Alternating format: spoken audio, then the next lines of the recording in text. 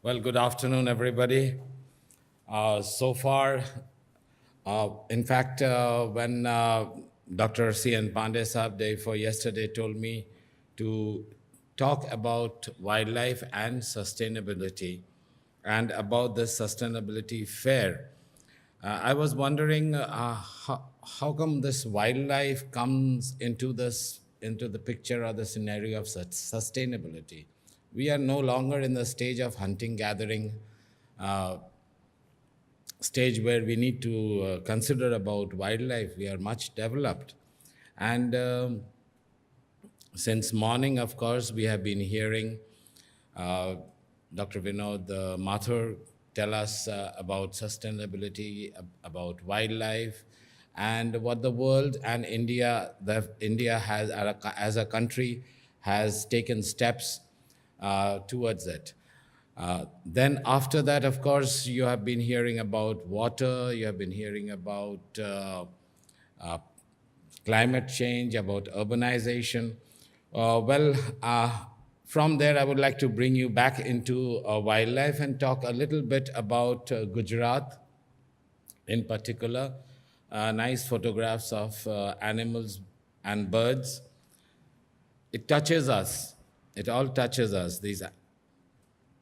But then, just a few little background information you all are aware of that this state is very much famous for its Asiatic lion and the wild ass. Also, the black buck, of course, the black buck is found all over the country, but the nesting ground for flamingos and many other interesting wildlife features. Uh, did I go ahead? Well, biodiversity conservation in Gujarat, if you see, uh, it has got a cultural, very close cultural relationship, and it's got a demographic feature as well. That Saurashtra per se is primarily vegetarian, and they are more tolerant towards, the people are more tolerant towards wildlife with a lot of emotional content in them. Whereas in the eastern part of Gujarat are demographically tribal in nature, whereas wildlife is considered as one of the prime source of protein. So the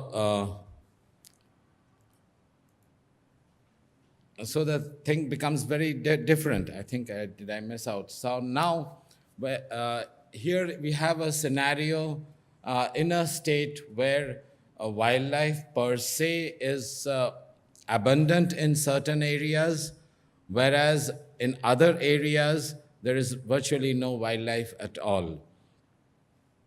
Now, this has led to a various situation. Of course, the most commonly coined terminology is wildlife conflict.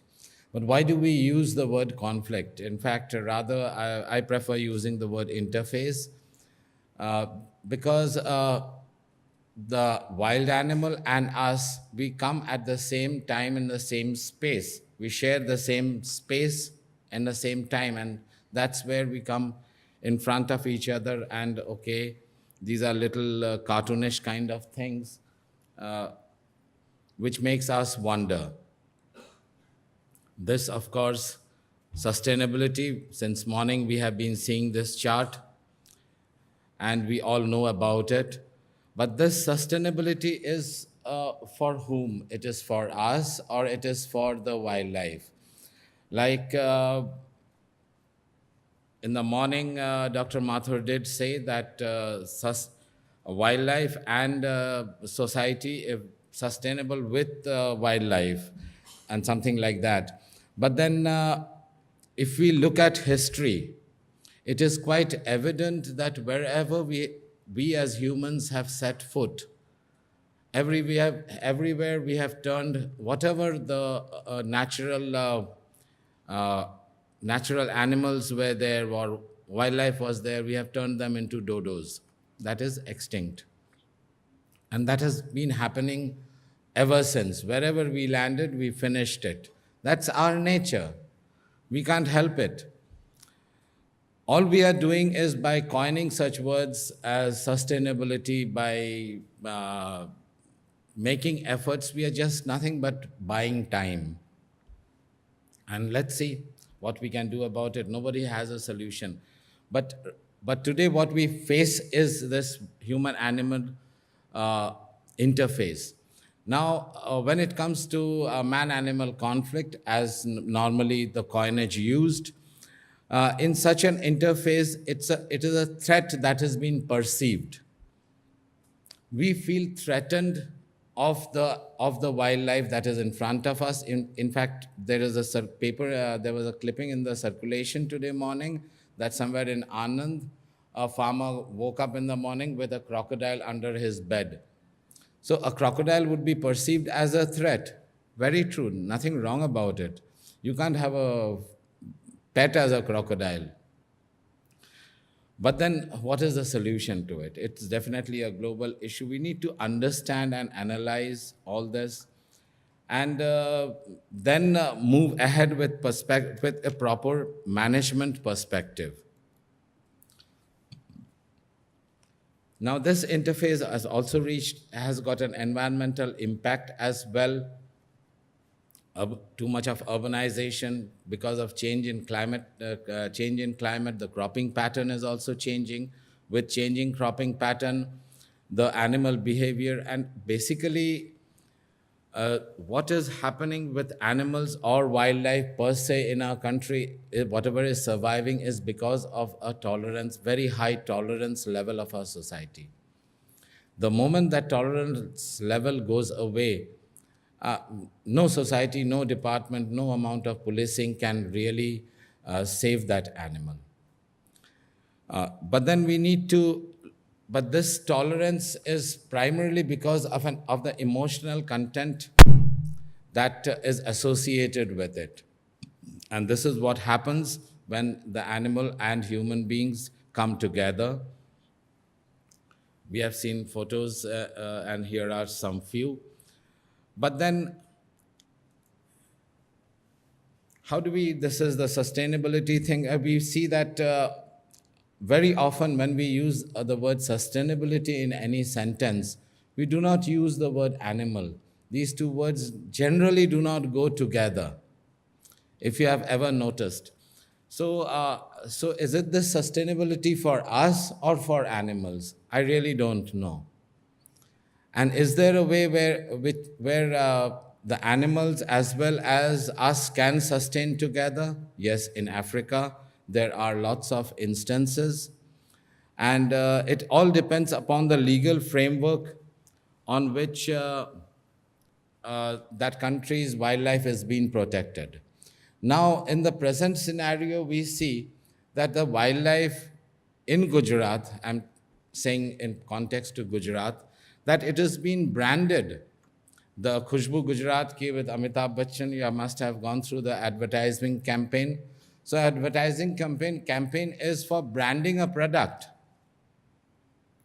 It's for branding a product. So when you have a product, you have got to sell it. There is a buyer for it. Now here we have created a product which we cannot or a commodity which we cannot sell. The moment you see the animal within the tourism zone under the authorized patronage, it is ecotourism. The moment you see it in somebody's farm, it becomes illegal land show. You really cannot help it. It's a very catch-22 kind of a situation. So over there, we really need to look into the Wildlife Protection Act, the legal provisions. We need to revisit the legal provisions all over again if we really need to look at wildlife as a resource and then have a sustainable wildlife and have sustainability associated with it. Now, another very interesting thing that happens in Gujarat is Karuna Abhiyan. It's just an outcome of an emotional content. 95% of the birds that come in injured because of the kite flying are pigeons. Now, pigeons, we know at times are also a menace. Like previously, they had shown some photographs which are over there along with monkeys, possibly in urban areas. Pigeons is also a kind of a menace, which harbors a lot of zoonotic diseases as well. So there are these issues, there are these problems. I won't say problems, these are the issues which need to be flagged. These are the things that need to be thought about. In fact, this is what in the morning Dr. Mathur had been talking about, that wildlife, we had been considering it as an asset so far. It's time that we need to think not only as a resource, but in future. The last graph that Mr. Mathur had shown, where everything was going down, and the only way we could possibly bring it up is to start considering the natural resources as our capital, and then make necessary regulatory changes, and the whole thinking process possibly has to change to bring about this sustainability factor in wildlife as well as humans.